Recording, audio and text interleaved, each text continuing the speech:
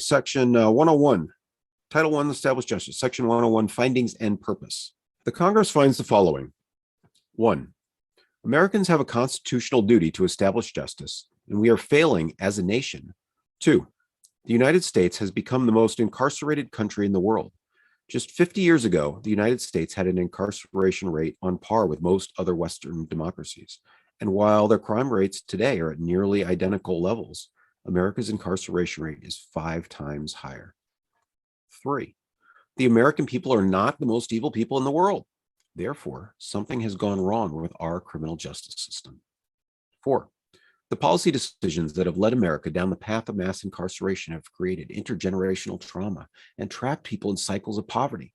Mass incarceration leads to many other societal problems, with nearly 65% of families with an incarcerated or detained family member struggling to meet basic needs, including housing, health, food, employment.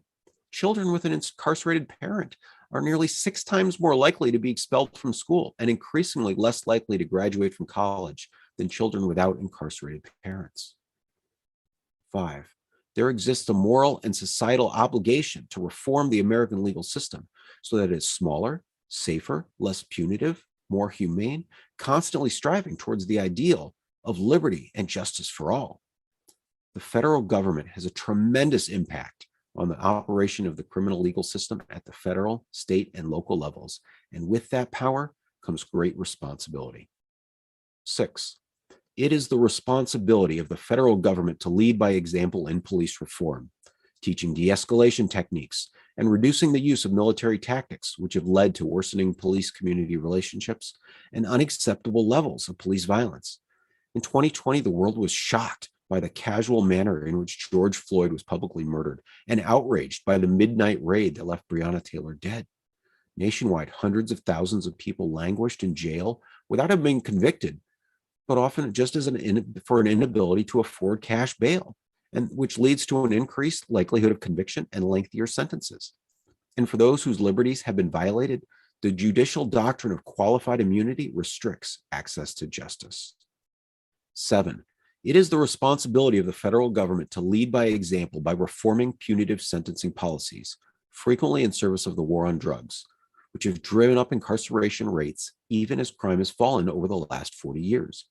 In 2004, Weldon Angelos was sentenced to a mandatory minimum of 55 years in federal prison for nonviolent offenses, a sentence so outrageous that the judge called it unjust, cruel, and even irrational. After more than a decade of incarceration, a federal court granted him a sentence reduction. Currently, the average sentence length for individuals convicted of a federal offense carrying a mandatory minimum policy is 110 months of imprisonment. 8. It is the responsibility of the federal government to lead by example in humanizing incarcerated Americans by reforming cruel and inhumane treatment in prison and promoting practices conducive to rehabilitation.